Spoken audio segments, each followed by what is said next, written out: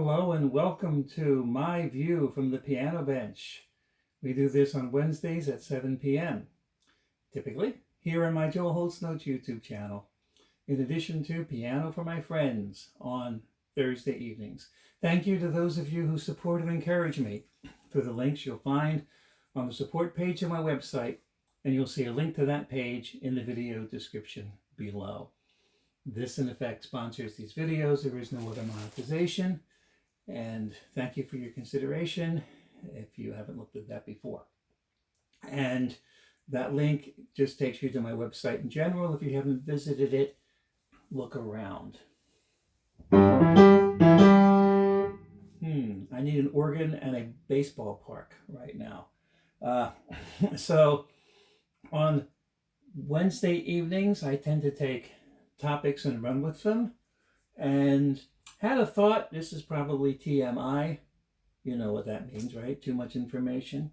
But in the shower this morning, just because that can be a creative space, right?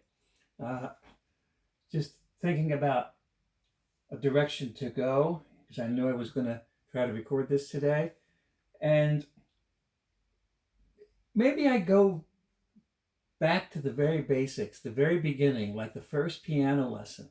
Now, keep in mind that I try to make this for musicians and non-musicians, and I just realized I forgot something. Hang on one second.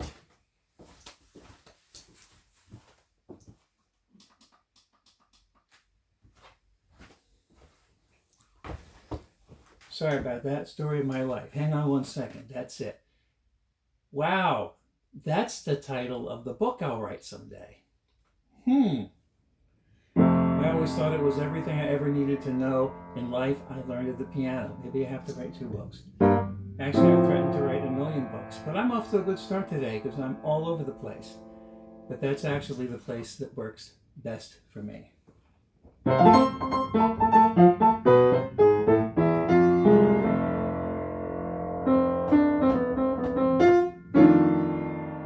So I was thinking, feeling my way through internally, this series is for musicians and non-musicians. I try to speak broadly. Hopefully, musicians will get something out of it. I'm told that's true, and I appreciate that. But not so technical, and that non-musicians can kind of see into the process. Sometimes I talk about experiences and things like that. But what about going into the very first piano lesson? Here's a window in, whether you play or not. And it might be an interesting window because my approach is not standard. It's really been honed over the however long it is I've been playing piano. Well, let's say teaching, because before I had a driver's license and I was, just a kid at home, I think I had a few people I coached, but I really started teaching in force when I was 17 years old. And of course, I was involved in being taught as well, and was a music major in college and all of that. So we just, take it in and give it out and receive and give and all of that. But I've had all that time, over 45 years now, of honing an approach, which is not the approach I was taught with per se. There's a lot of things that go into it. And, I wasn't taught improvising at all. And I wasn't taught the deeper elements of classical music and technique until I was getting ready to go to college anyway. So even though I had been a piano teacher for a long time when I was a kid, that was more of a placeholder thing, and I was figuring out a lot of things on my own. Anyway, Joe, stop and go back to the basics, like the very first piano lesson. And I think I'm going to call this thing First Steps. First steps up the ladder.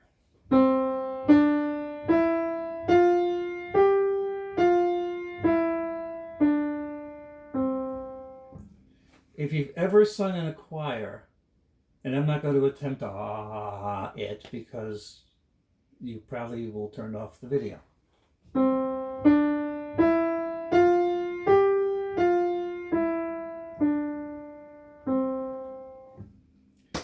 That's your first little vocal warm-up, right? Well, that vocal warm-up goes up 5 notes of the scale. So, first steps, first note, first foot in the ground. Could be any note, but it's typically C. It's typically C that's in the middle of the piano. Now, how do you know it's a C?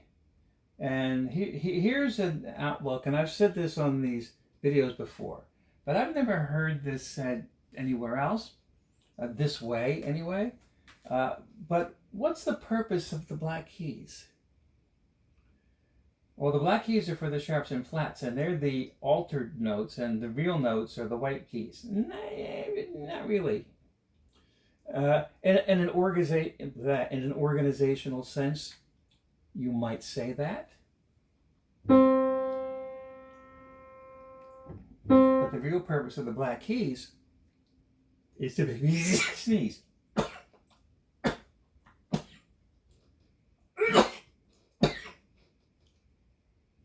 Okay. That hasn't happened before, I don't think, recording these videos. I'm going to let it stay there because it happens to me in real life all the time. There's these little sneezing fits, I have these little, allergy things. And my stock line about that is, it's really never a problem unless I'm driving in a traffic circle. That it is. Because you can't open your eyes when you're sneezing.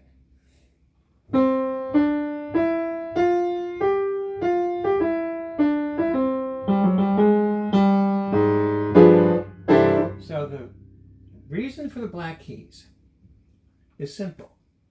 So that you can identify the white keys, and therefore the black keys.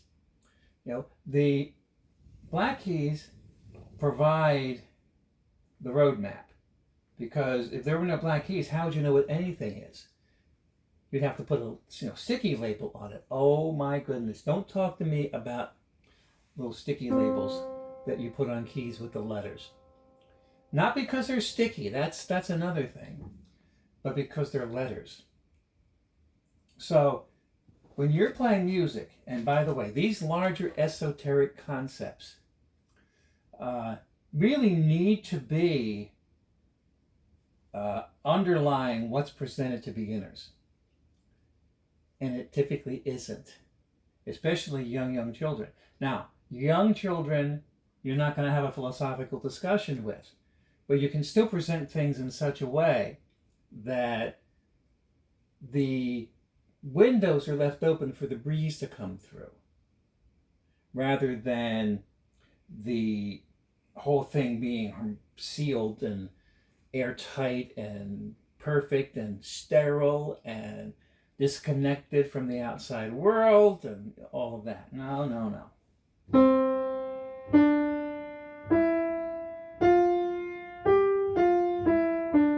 So, if I know this note is a C, and if I didn't say that before, I'll explain that in a second. The last thing I want to do is put the letter C on that note. Because now you are practicing tying this side of the brain to this side of the brain, which some people would say is, yeah, it's what you want to do. You want to have a whole brain. You do, but you don't want to have a whole brain. You want to lead with the creative expression. And then you want everything that you understand to be able to attach to it and find it through the creative expression, which is different than looking at this and saying C. I don't know if I can express this or not, but I've been thinking about this in terms of other disciplines or thought processes, or philosophical thought or spiritual thought or religious thought, that you can feel the difference if you're really attuned to it from concepts that you grasp. Like my understanding of God, or my understanding of what I see when I look out in the universe, or what I imagine when I see a microscope that looks so far deep in that it looks like you're looking out into the universe, right? There are two places to be internally. One is the cognitive, what do you think about it? What's the explanation? How does it work together? What's the logical connection? All of that, which is like very Western, post-enlightenment, all of that. And, a little less so now in our culture because we're moving away from that. But still, when I was coming up and people older than me, that's, logic, everything, Wait a minute, though. There's this other space that you can relate to something in, right? That other space is not just what I'm thinking. Like it's not like if you're playing the piano, he's like, tell me what to do. I'll do everything right, and I'm playing music. Well, yes, you are. But when you're expressing music, you're not in this space with it. So all those things you learn are a path in for which you got to forget once you're in. It's like you don't have to keep waving the key to the door around the room to be able to move around the room once you're in the door, right? So last thing I want is to always think C and have this letter associated with this. Now, of course, the letter is associated with this. It's a label. It gets me there. But once I'm in the room, put the key in the pocket. Make sense? I actually like that. And I like doing the live, not the live streams anymore, the videos this way, because that's the first time I heard myself say that, and I like it. And this will help me remember, or you can help me remember.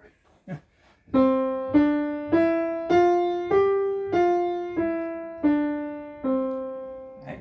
So we use the black keys to identify the white keys and organize. And the first thing you learn as a beginner is that the note C is the white key to the left of two black keys. And by the way, this reminds me to say, I'm trying to split the difference.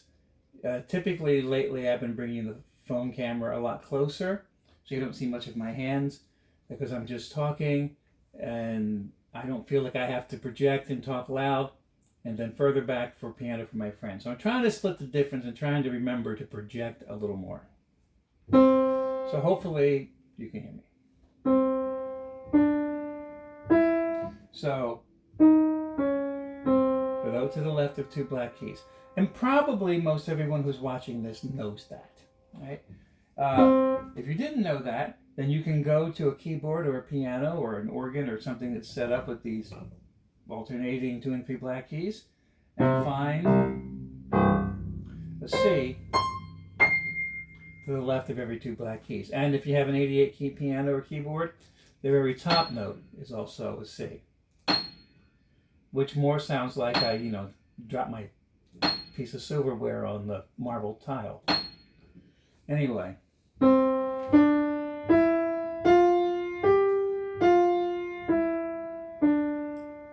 So in beginner books, especially for young children, that's like the first thing you'll do. You'll learn C and then find all the C's on the piano. Then the next step is to put your thumb on C. Right? Now, there is not uniform agreement from method book to method book, teacher to teacher, system to system, even culture to culture, or especially, as to where it goes from there. The system, the organizing part of this, yes, it's fixed in terms of certain concepts, but not in terms of presentation and emphasis. So, right here, this first fork in the road, you can get different method books that tell you to do different things. And I'm going to actually explain both of them and the reason behind it. And I think you'll find it interesting. So I'm going to put my thumb on this middle C. Now the significance of C is in the major scale, the diatonic system that we're used to, the do, re, mi, fa, sol, la, ti, do. That's the one and only one scale that doesn't use any black keys, which you'd think makes it easier. It really doesn't. It makes it harder on one level anyway, or on several levels. The level in which it makes it easier is you don't have to put any thought into, like, what are the other notes to make this scale right. In other words, the answer's given to you. The test questions are all filled in, for this. So, done. All you got to do is do this, and you play do, re, mi, fa, sol, la, ti, do.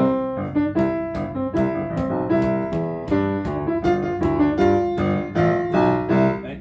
And if you're careful and, in some cases, simplify it enough, you can take tunes, like I just did, and I think you can see both my hands, and not play any black keys. If you play them diatonically, if you play them within the scale.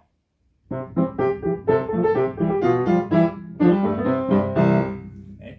They get boring after a while, or immediately, or at some point. But that's why we start on C at the piano. And that's in a way kind of unique to the piano or the keyboard setup. And then what you learn to do is you learn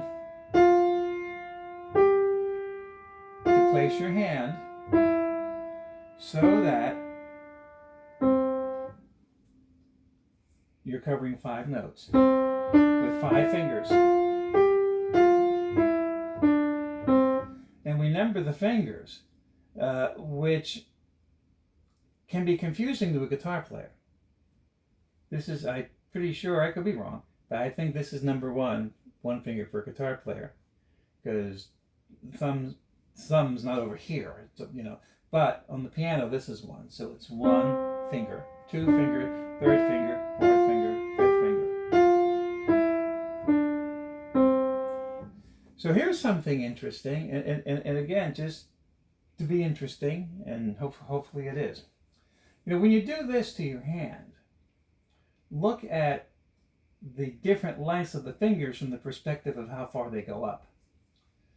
Yeah, I mean, we have shorter fingers and longer fingers, but also like your thumb, right, which is really not shorter than this, but it's shorter here because it's jointed further down. So you have this thing here, but you don't have a piano keyboard that's curved. So you need to make sure that you're in to the keys. These is the starting point, enough that all your fingers reach. So if I'm playing with my thumb like this, and I'm just letting my hand fall. Now, this is not an overhead camera, and I don't have that kind of technology, but I think you can get the idea that when I'm playing my thumb like this, where my thumb will reach. Because if I'm further back where my fingers reach, my thumb, just, if it weren't attached to my hand, would fall and bounce on the floor, right? So these fingers are in here. And you don't think about this, but it's perfectly fine to depress the key from anywhere on the key. Now when you get really, really close to the edge, it's a slight bit more of a challenge, but the key goes down no matter where you depress it. Right? But what you'll notice happen is when I'm not playing my thumb, I might pull back a little bit, but then I come back in. So you can see me just going back and forth. And I'm just doing it randomly. I'm doing it for no particular purpose now, other than demonstrate it. Right? So that's a part of playing the piano. And of course, a lot of this is just done, instinctively or intuitively.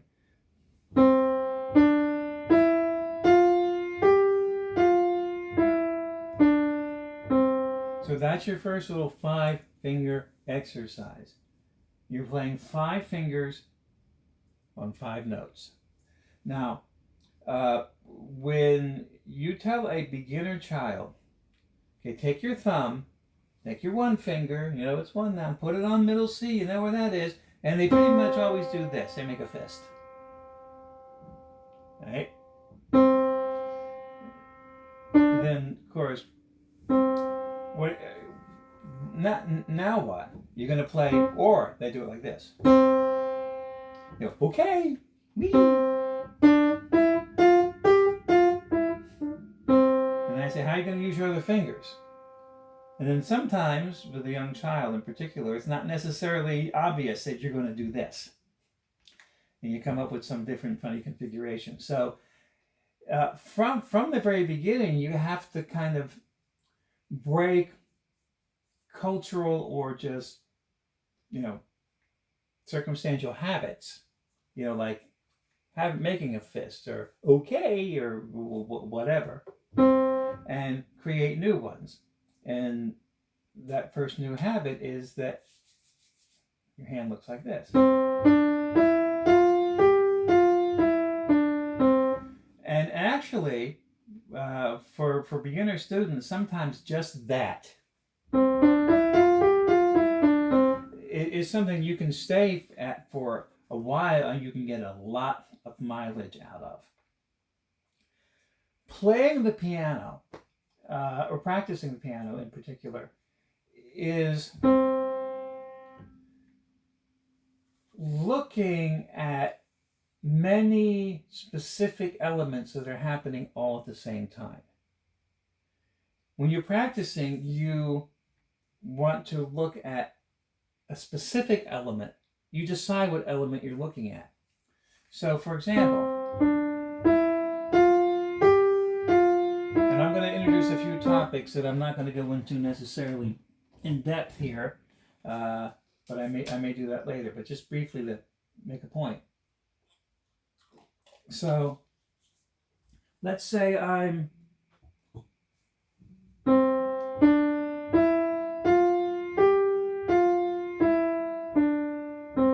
practicing this. I'm practicing this exercise. All right, because you're going to have a student say, I want you to practice this 5-finger exercise. And they go, I'm done. Well, no, you're not. So, what you want to get used to is feeling that your hand is in one place and you're maneuvering within this place.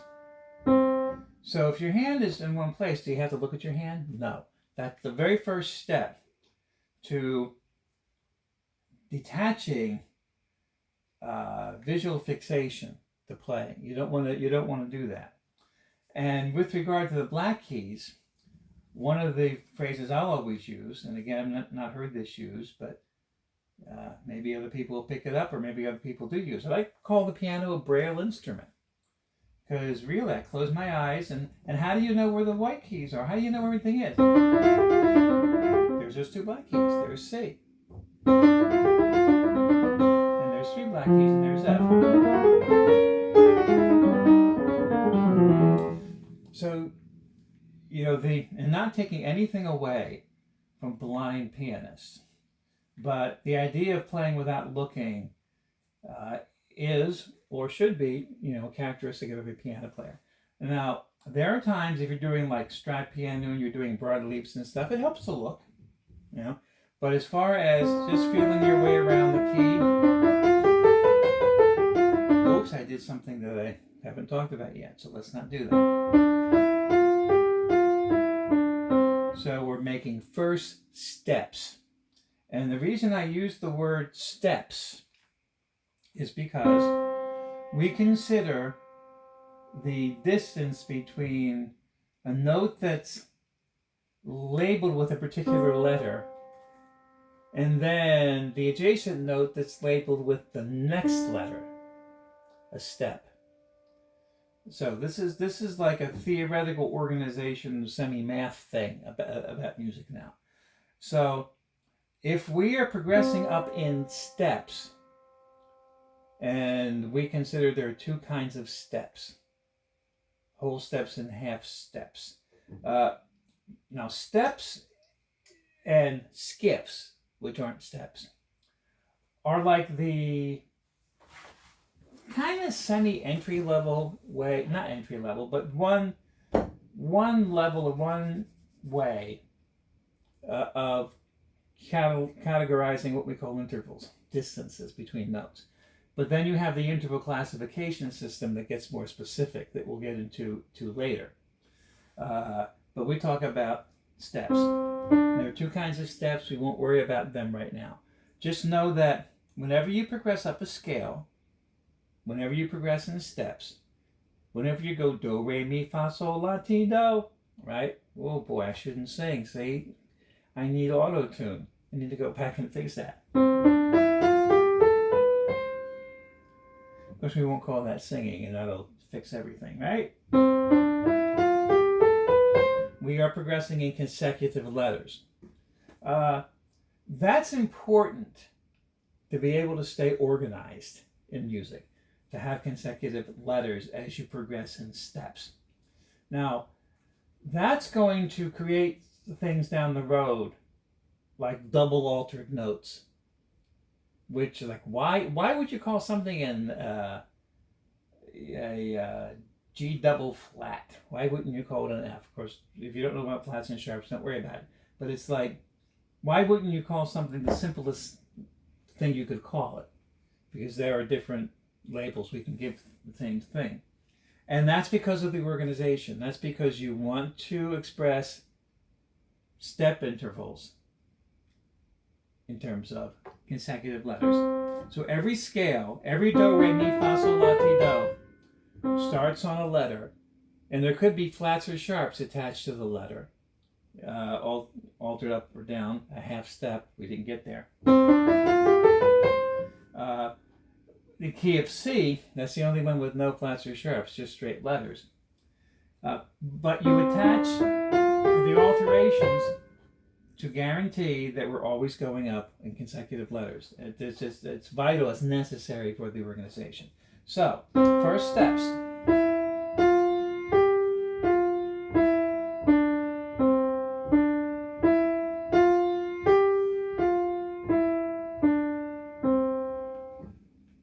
Most method books.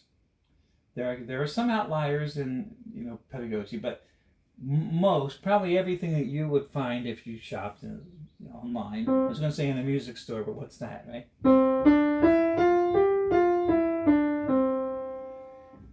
Is going to have your first steps be starting with your thumb on C of your right hand.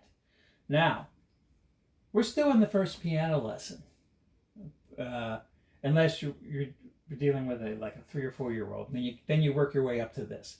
But let's say it's an adult student. You're still in your first piano lesson. Now, the teaching systems are actually not going to agree, even during this first lesson, on what to do with the left hand. There are two ways to go about it. Once you identify, and the books, by the way, will create this position, one of these two things, and then everything that happens after comes from that. So like the music, the notes you read will even be different in Joe Smith's piano method and John Doe's piano method, right? But anyway, C, D, E, F, G. And there you are. 1 finger, 2 finger, 3 finger, 4 finger, 5 finger. So what are you going to do with your left hand? You're going to also have your left hand play C, D, E, F, and G. An octave lower. But of course, left hand is backwards from the right hand, or the right hand is backwards from the left hand. Let's not play favorites, right? So you start with your 5 finger, your little finger on C, and you work your way up. Now, that exercise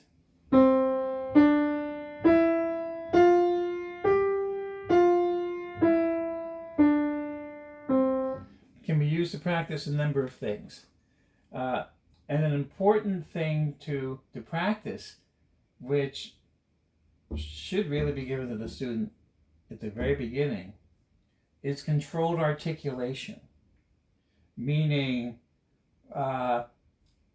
how the key is being struck, how long the key is being held, and that's really the important thing right now. So when I hit this one note, I want to hit the next note at the moment the note before is being let go.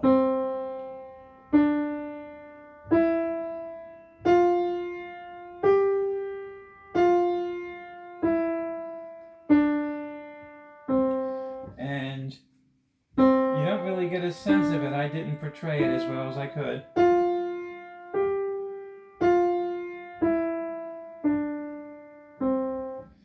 That's going to give you your most connected fluid line. Problem with playing the piano, the kind of unintended consequence of using hammers to hit the strings in order to be able to have the hammers travel faster or slower in order to make the notes louder or softer, is that every note has a percussive hit. So the piano is classified as a percussion instrument. Oh my goodness. But you want this to be lyrical. You want this to be like this, ha, ha, ha, and I'm not going to do it. No. But of course, you can't get away from the little gremlin with the rubber mallet. You know, every time a note's hit, darn, darn, darn, darn. And that's the big challenge to overcome with the piano. Unless you're Jerry Lee Lewis. You don't care. And the piano's just there to be, percussive, right? Why did I pick on Jerry Lee Lewis? Anyway.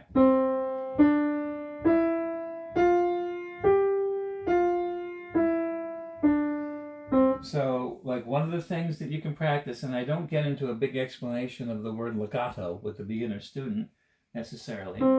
With an adult, yes, but you just want to say, hold the note down until you hit the next note. And I may talk about legato again in a future video, and I've talked about it before, but the kind of default to me is human expression. Like, we have these distinct syllables, right? And we don't think about them as being connected until we, let's say, do a throwback something on television and, watch a 1960s show that includes robots. Rosie, the robot from the Jetsons or whatever. The old computer-generated voice before we had AI, that syllable, right? That's the robotic, right? Legato is not robotic, right? That's human expression, right? So you don't think about the words that we speak touching each other, syllabically, but they do. And that's what you want to get used to playing the piano. That's your default. So you're practicing first steps. So what about the left hand? So as far as I can tell or see, the reason you take the left hand and you also play from C to G, there's drawbacks to it. And that's not the way I was taught and not the way I teach. But I think more contemporary method books tend to do this because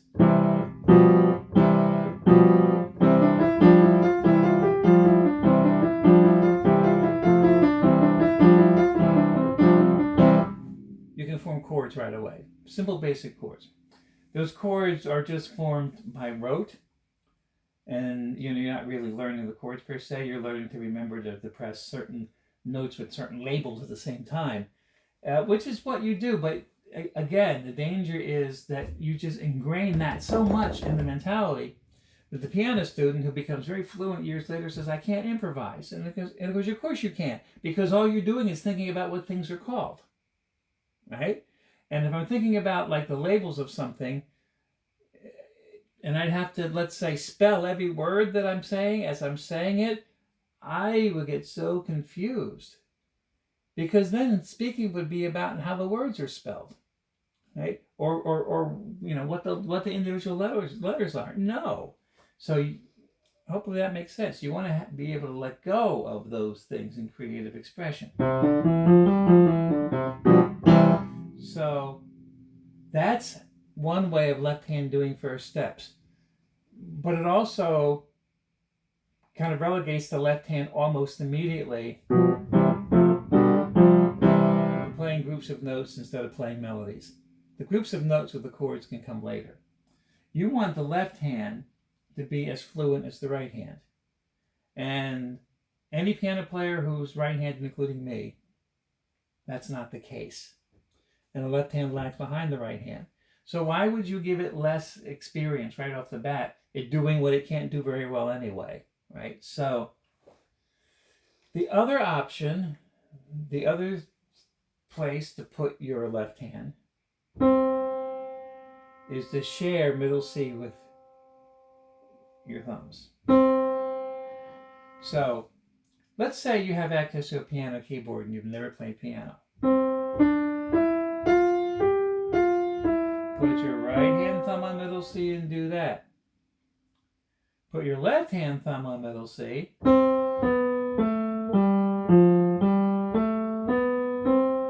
and do that. So I'm playing C with my thumb. Now I have to be able to say my alphabet backwards. Yeah. Which is actually a fun exercise to not really a great musical teaching technique. So something you only want to do once, really, but for a younger child to see if they can say their alphabet from A to G and then say it backwards. A, B, C, D, E, F, G, G, F, E, D, C, B, A. Because the chord notes can go up. A, B, C, D, E, F, G, and down. G, F, E, D, C, B, A. Right? Right?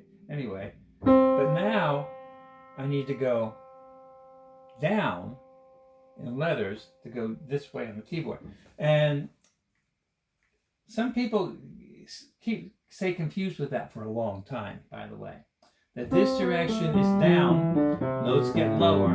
If the notes on the page, they go physically down, right?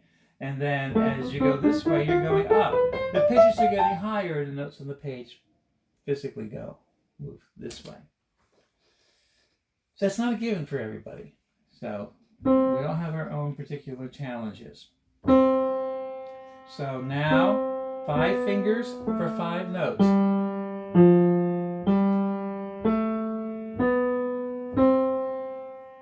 Right?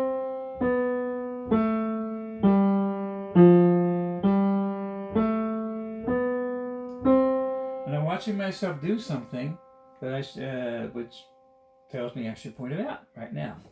So there are 2 ways to deal with the fact that your fingers are all different lengths, right?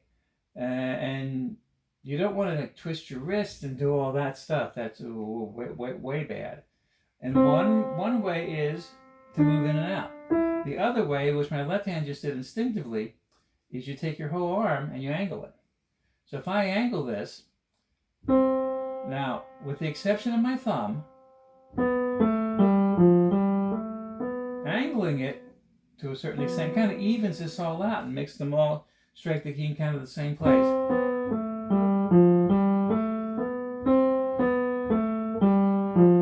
And no amount of angle is really too much. Is it wrong to do this? I mean, I've got a pretty steep angle going here. No, it's not wrong. And most piano teachers, but not all, would agree on that. And any piano teacher who has a sense of having technique that is not stressful on your body, and the Taubman technique would be the arguably the pinnacle of that. The last thing you want to do is you want to actually twist your wrist like this. I remember seeing one online instructor, and she was talking about something, and then she said, "Oh, when you do this, just twist your wrist because you don't want to throw your elbow out." Well, why wouldn't you want to throw your elbow out? Because if you throw your elbow out, you maintain relaxation here, which is really important. Like if you're playing the piano 2, 4, 6, 8, 10 hours a day, which any of those can easily happen, especially with the combination of practicing and doing gigs and performing. You don't want to beat yourself up. I think a long time ago I talked about why I rap, and at some point I'll talk about that again. But you don't want to beat yourself up. You gotta stay on top of it, because you can really get injured playing piano, which is why the tapping technique is important.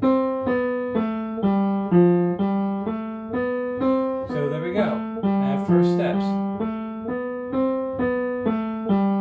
And this can be tricky when you're just starting, because you have to think, well, when you do think about it, C, B, A. What comes before A? Well, in this case, G, because our musical alphabet, or our collection of letters, makes it to G and then goes back to A. C, B, A, G, F, G, A, B, C.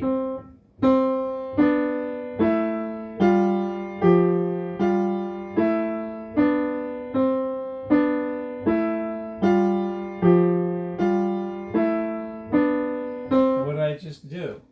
Right? I just took those two things and put them together. So everything I talk about from this point on is going to be, at least in terms of like first lessons, if I continue to do it this way, it's going to be from the perspective of starting with both your thumbs on middle C, right? Instead of your hand down here. There's also an advantage in learning to read music, because you learn how to read the note middle C. And I didn't think about having sheet music, and I really don't need it. I can illustrate this, and then maybe next time I'll get a sheet of manuscript paper and just let you see. But if you have this staff of 5 lines, and then there's a treble symbol and a bass symbol, high and low. So you have one staff of 5 lines for your higher notes, one staff for your lower notes, which is a division of the original system back, and I for now forget, the 1100s? The monk, Guido somebody, or something. My music history is a little weak at this point. It's been a long time since I was in college, but the 11-line staff was the thing. It wasn't just 5 lines, it's 11 lines. But if you think about that, and you take the top 5 lines, move them up, the bottom 5 lines, move them down, and let the middle line just kind of evaporate. Middle C is that middle line. The C on your piano closest to the trademark, right? Closest to the middle. Okay? And so we draw an extra line underneath the top 5 in treble clef for middle C. Or we draw an extra line, a legend line, to put the note. And now we're talking about lines and spaces, which I haven't talked about, but I think suffice to say that this is an extra line, an extra 6th line below the treble clef or above the bass clef. So this is where those two meet, right here. So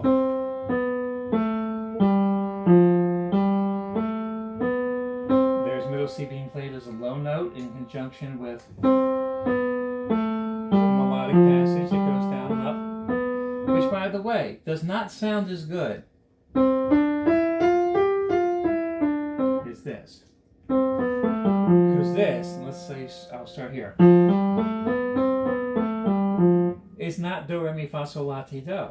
It's do, re, mi, fa, sol, what? Do, re, mi. Right? The only place you're going to get do, re, mi, fa, sol, la, ti, do with all white keys is from C. So it's a different sound. And it's connected to what we would call in modal analysis Lydian. But you're not doing this for the sound necessarily. You're doing it to get used to the idea of putting 5 fingers on 5 notes.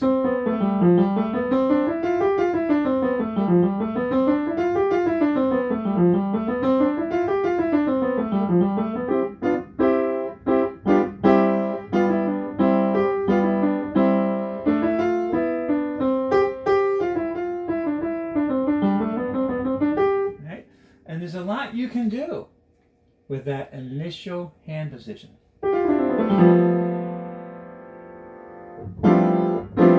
And there's all the notes at once.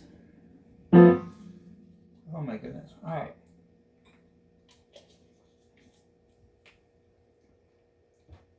So if you've never played the piano, or even if you do, or especially play another instrument, you want to get used to the piano.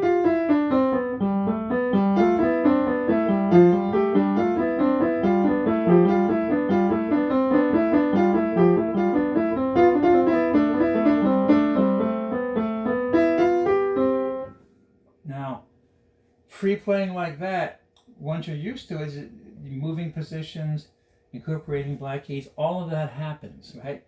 But you start with this.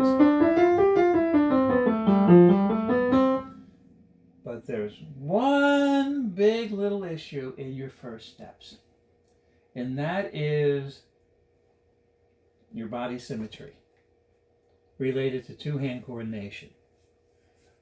Two-hand independent coordination is the Achilles heel of most every piano student, and you eventually have to learn to break that sense of needing to feel the same thing on both sides of your body, and that's inherent. That's built into the system. You know, and I learned that when, you know, the tendonitis issues back in college started happening in my right arm, right? And it took a while, you know, different doctors, and eventually going the alternative non-medical doctor route to really get answers and really get help in that case.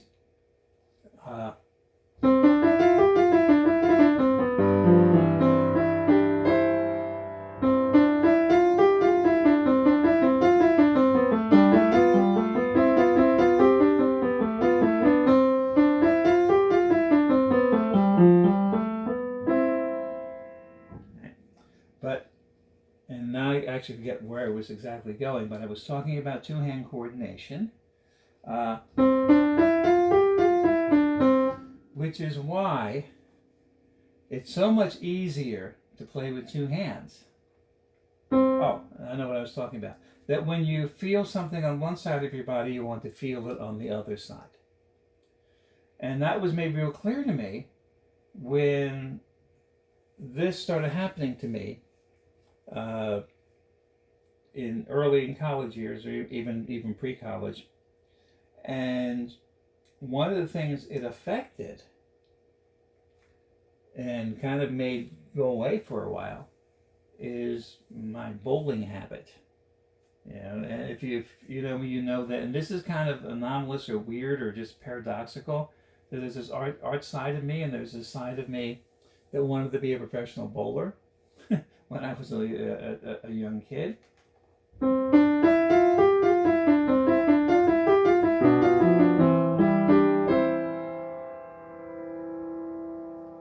And so when I started getting really difficulty here, and I learned when the physician really helped me, that it's really all connected to this movement, and use the bicep and all of that.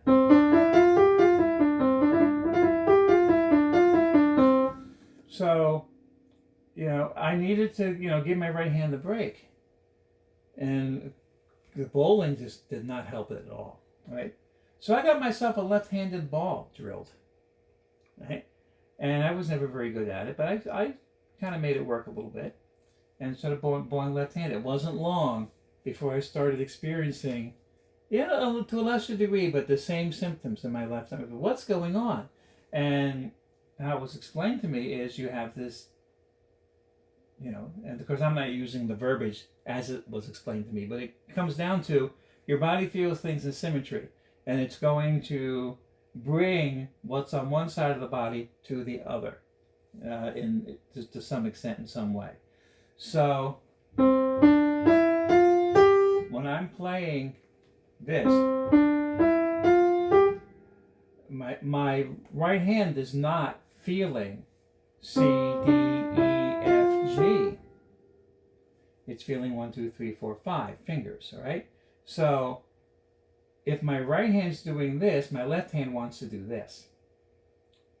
1, 2, 3, 4, 5.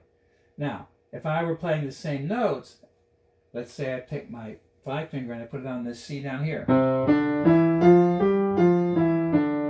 That's actually harder because your body doesn't care what the names of the notes are you're playing. Your body cares that you're using different fingers in each hand. So it's two different experiences, and the fireworks go off in your head the first time you try to do it. You don't have any fireworks at all. If you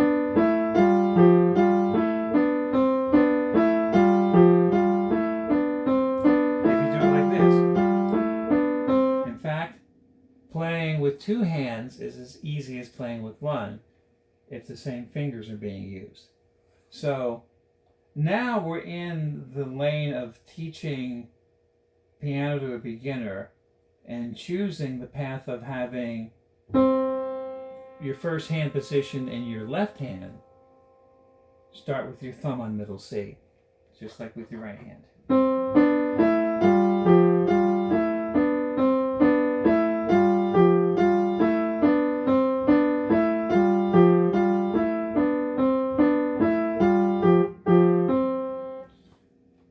There were words to that in my very first method book.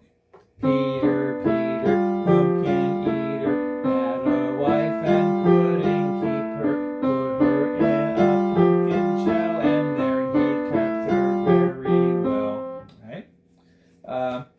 And in whatever those words are, I've never actually tried to say them.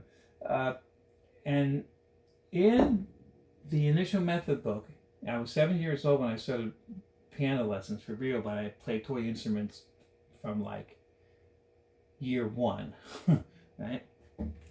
But it actually had the names of the notes. Because at first, you know, you use those letters until you learn how to read the little circles on the staff. So C, D, E, F, G, F, E, D, C, and it puts the words underneath.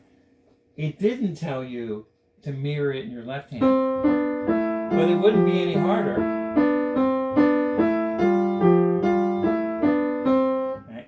And so that's the easy way to play with two hands, to play a mirror image of what you're doing in one hand with the other. So this is where, in the first steps with a new student, I will say, okay, move down to this position. We'll use this position where your little finger plays the C an octave lower. So you're going to run up C, D, E, F, G. Right? But we won't build all of our like music reading from that, but we'll use that.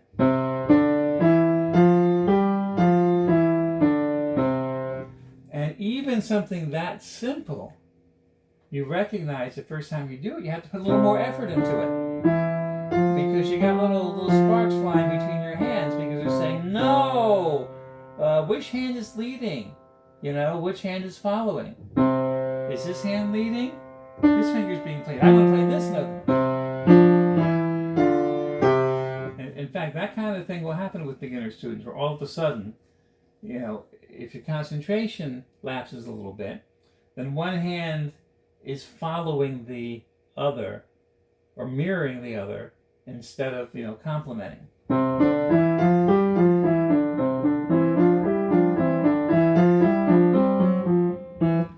So that's what I would call first steps.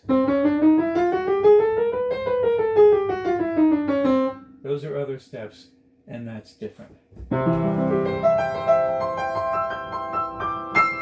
I think this is a good place to wrap. I know there's a couple of minutes left, but I don't know that I want to talk about much more.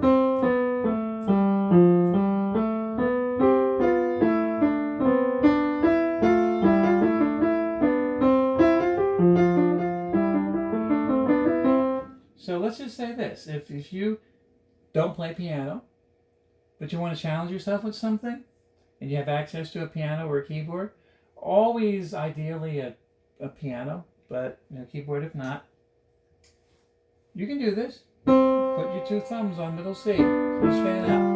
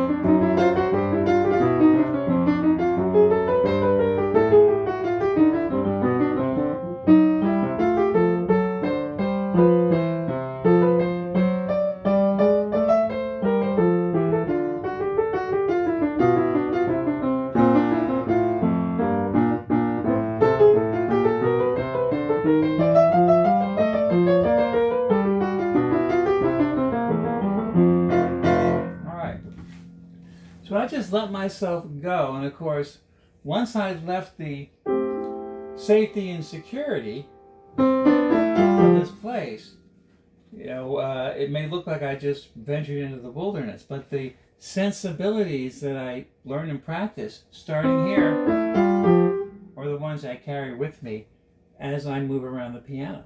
So let me know if you find that interesting. I'm kind of tempted to continue to talk about that. So those of you who correspond with me, some people leave comments here, but some people email me or Facebook message me or whatever. I like your input, but this was fun.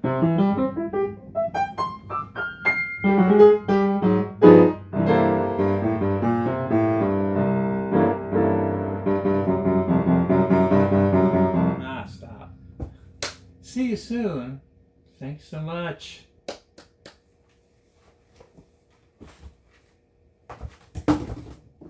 Timber.